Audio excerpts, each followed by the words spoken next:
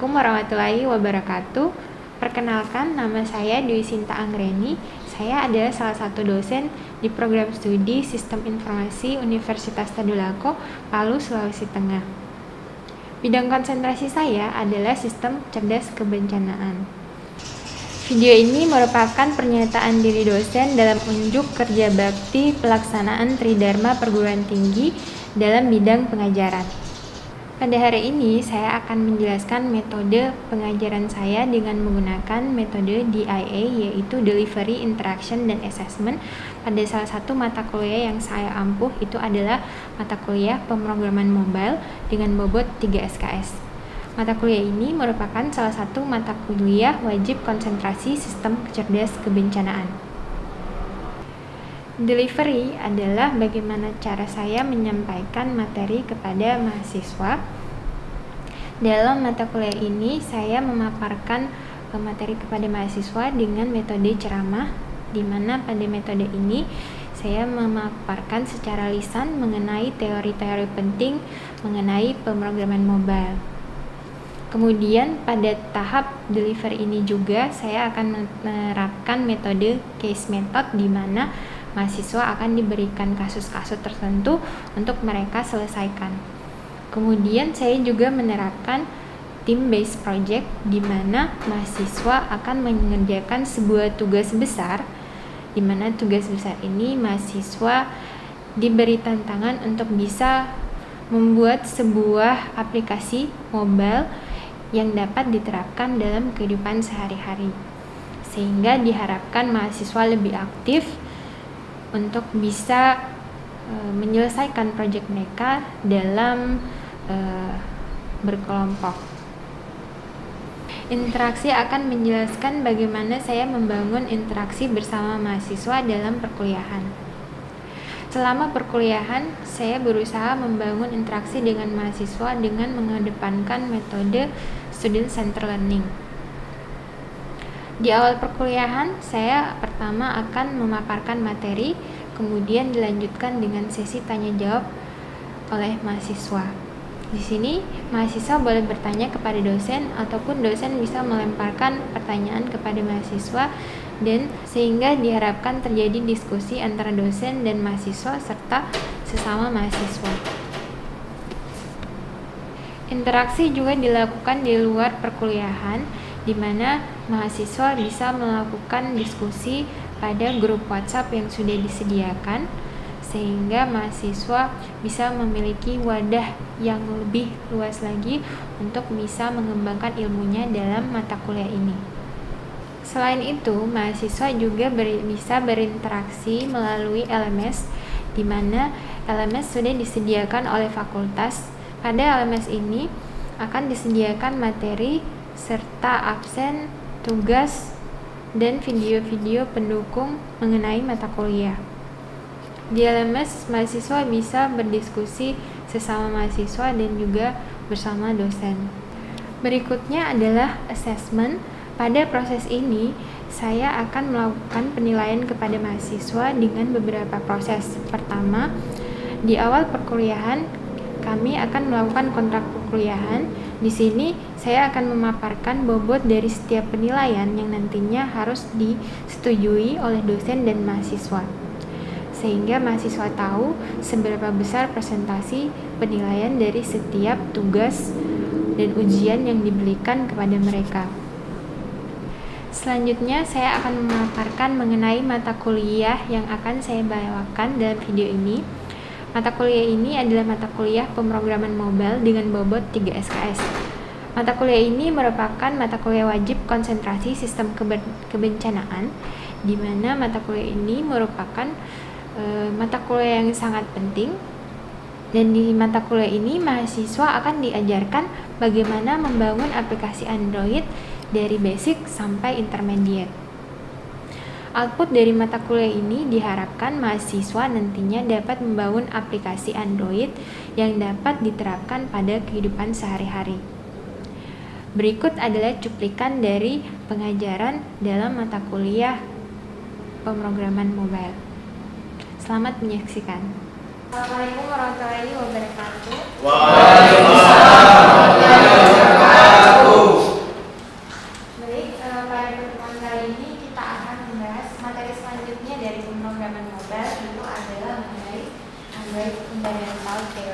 Jadi di sini kita masih membahas teorinya, walaupun nanti pada saat praktiknya itu kalian akan menghadapi langsung dengan komponen-komponen ini. Hal-hal dasar yang penting yang harus kalian ketahui fungsinya masing-masing. Jadi kalau misalnya kita nggak ketahui, itu nanti belajar sendiri. Tapi pada saat udah dikasih tahu bahwa ini memang hal yang harus saya tahu dan biasanya saya akan pakai, maka lebih mudah kita memulai untuk membangun aplikasi Android. Nah, di sini ada beberapa komponen dasar dari Android. Itu adalah yang pertama activity, yang kedua ada intent, ada fragment, kemudian ada feed, ada service, dan ada receiver.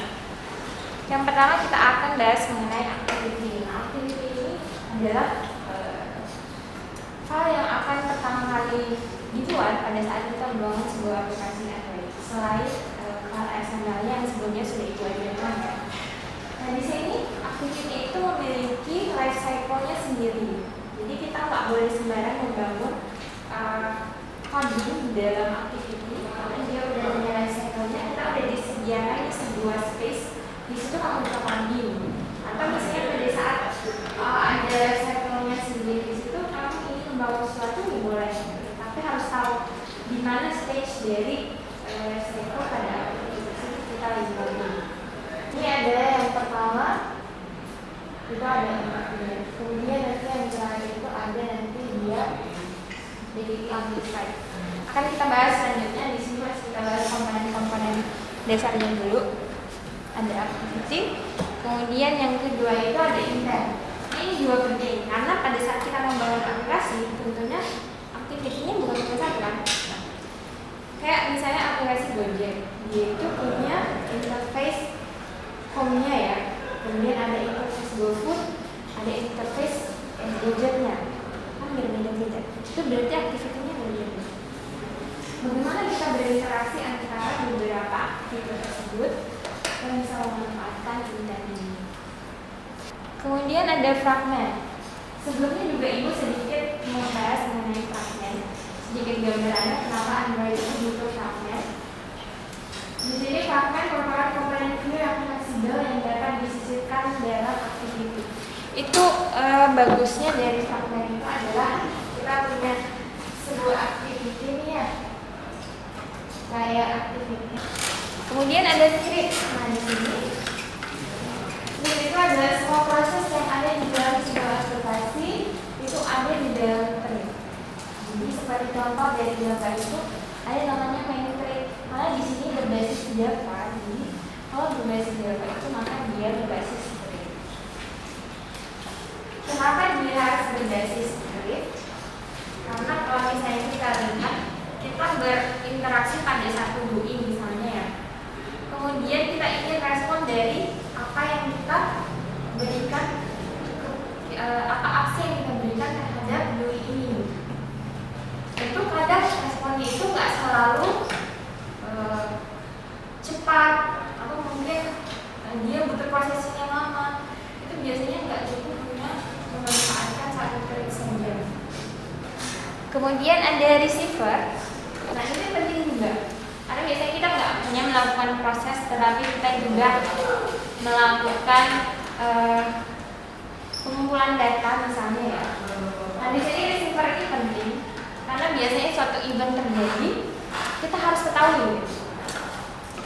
Jadi mereka ini harus siap siaga sehingga ada sesuatu yang terjadi, event baru terjadi, mereka harus mengenali apakah itu adalah suatu objek yang saya butuh gitu, supaya proses saya bisa jalan. Makanya biasanya service itu butuh receiver.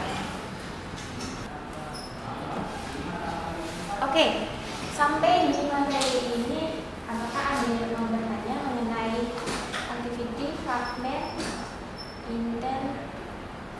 Baik, terima kasih Bu. Assalamualaikum warahmatullahi wabarakatuh. Waalaikumsalam warahmatullahi wabarakatuh. Sebenarnya perkenalkan, nama saya Diatul Fatwa dengan stamp case nomor 5122023. Nah, pertanyaan saya itu Bu, boleh tidak diberikan contoh penggunaan intent pada Android Studio? Terima kasih. Jadi tadi hanya sekedar penjelasan sedikit yang saya apa sih intent itu? Jadi aplikasi sederhana yang saya jelaskan itu belum menggunakan intent sama sekali karena kita masih punya satu activity. Jadi pada saat kita mulai menggunakan multi activity atau lebih dari satu activity, maka intent itu sudah bisa kita manfaatkan. Biasanya di gambar itu dia lebih gampang untuk dipahami. Misalnya ini adalah activity yang berbeda ya. Saya di sini ada ini activity 1. Sini ada activity. Namanya bisa apa aja ya? Bisa yang penting berarti ada 2 activity dalam Java saya dalam project saya. Jadi ada activity yang ada. Nah di sini bagaimana saya bisa memanfaatkan atau mengkoneksikan antara kedua activity ini sehingga mereka bisa saling berhubungan. Biasanya pada saat kita ingin mengkoneksikannya itu mungkin ada triggernya. Triggernya itu misalnya ada sebuah tombol itu atau mungkin sebuah aksi ke salah satu interface partner ini, maka nanti dia harus berpindah ke aktivitas 2. Misalnya tadi yang dibilang, misalnya dari salah satu fragmen ini kita bisa melakukan proses upload video. Tapi pada proses upload video saya nggak bisa tetap stay di activity ini. Dia harus punya activity baru. Berarti pada saat saya misalnya di tombol upload juga mau upload video baru ya, saya klik ini, maka saya harus berpindah ke sebuah activity baru. Bagaimana kalau misalnya di dalam aktivitas satu itu biasanya kalau di YouTube ya, kalau YouTube itu ada list biasanya, di list title, terus videonya, kemudian deskripsinya, kemudian selanjutnya sama gitu ya. Kita sini bagus dulu.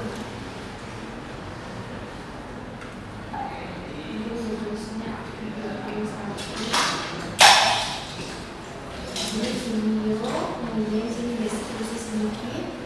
Selanjutnya sama juga kita video dan lain-lain.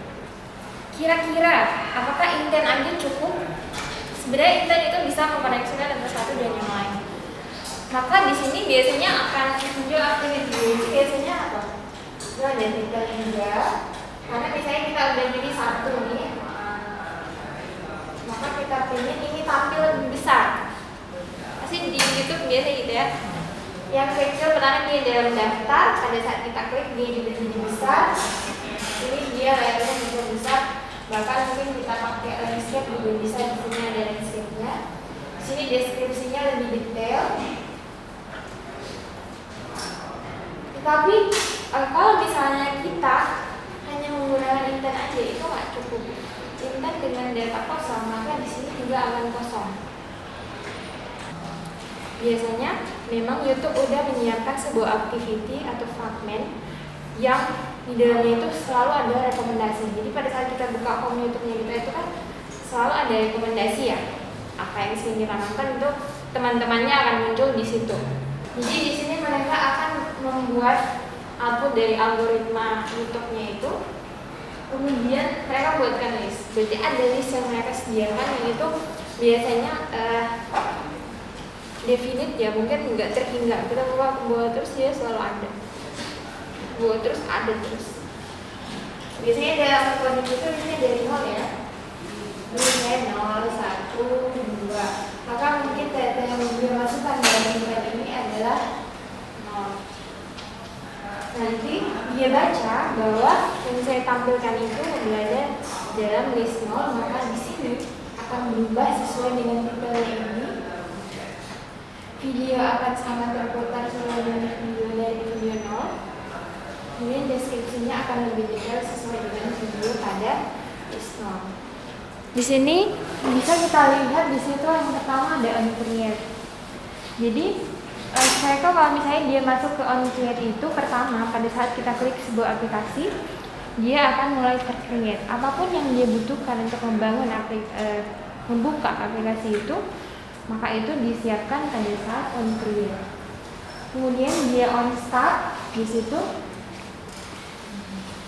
Kemudian ada on resume. Kemudian activity running. Di bawahnya itu ada another activity comes into the foreground. Berarti pada saat activity running ada sebuah activity yang kita mau aktifkan sehingga dia ditindis gitu ya. Maka activity 1 itu dalam keadaan on pause. Kemudian ada on stop. Di situ ada on stop. The activity is no longer visible itu pada saat on pause, tetapi pada saat on stop the activity itu udah dalam keadaan masih bisa kita aktifkan kembali, tapi dia nggak hilang sama sekali. Karena kita tahu sekarang itu kan kita multitasking HP-nya ya. Kalau misalnya kita buka Shopee, kemudian buka YouTube kan bisa bareng. Biasanya kan di HP itu ya banyak aktiviti jalan gitu. Misalnya ini Tokopedia, ini Shopee, kayak ini YouTube, terus ini misalnya Gojek, semuanya. Atau misalnya ini lagi Google, semuanya kan lagi aktif ya. Tetapi yang paling aktif sekarang itu yang Google, itu yang paling kanan. Yang ini lagi on stop nih. Mereka itu sudah nggak beraktivitas, tetapi kita masih bisa back ke mereka. Tetapi kadang-kadang pada saat kita mau kembali lagi ke Tokopedia, Shopee atau YouTube, itu nggak selalu mereka dalam keadaan siap kita buka lagi. Kadang kita harus create lagi, sama saja dengan membuka aplikasi itu dari awal. Nah di sini kalau misalnya dia dalam on stop tetapi belum di kill sama sistem, karena sistemnya mungkin space-nya masih banyak, itu nanti pada saat kita kembali itu bisa dia kembali dalam posisi on restart.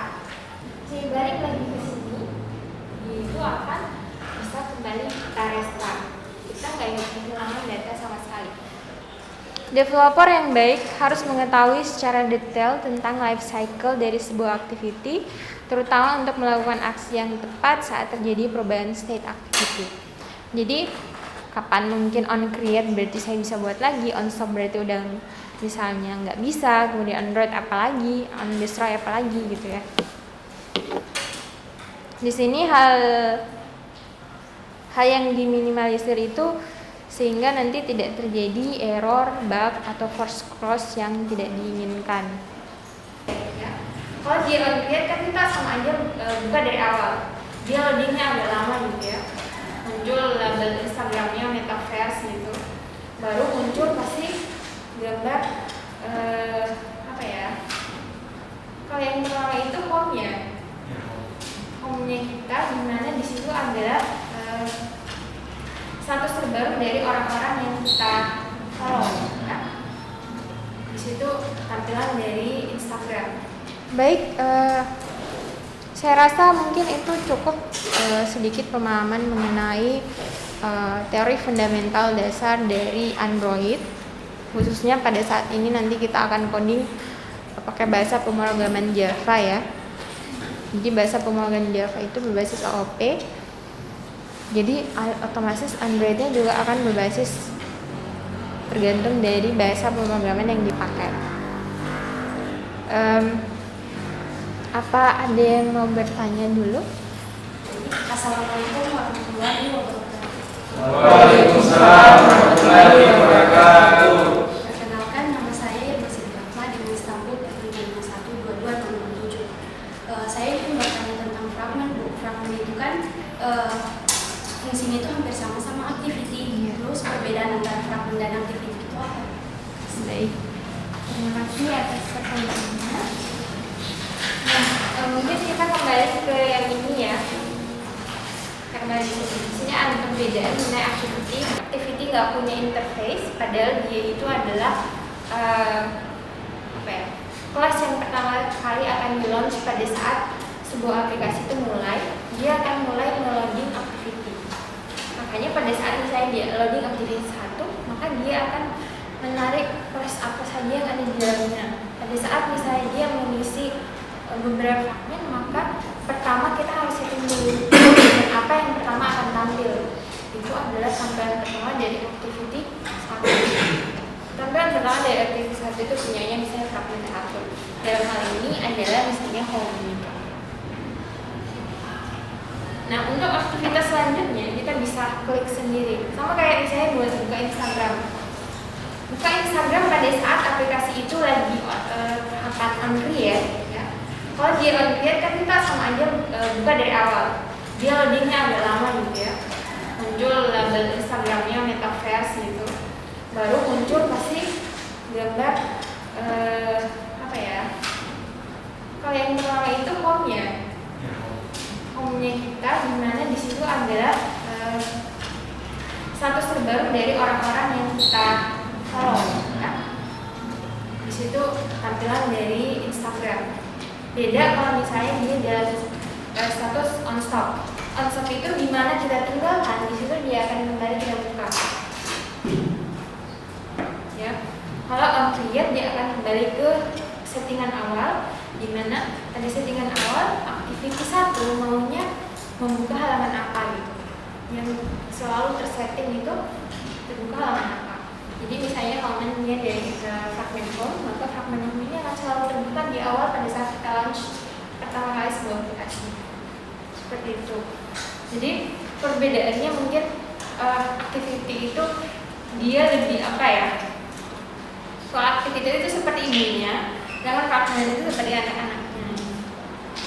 Enaknya juga memanfaatkan activity yang di dalamnya ada fragment, di mana kita klik ini, kita klik ini, kita klik ini.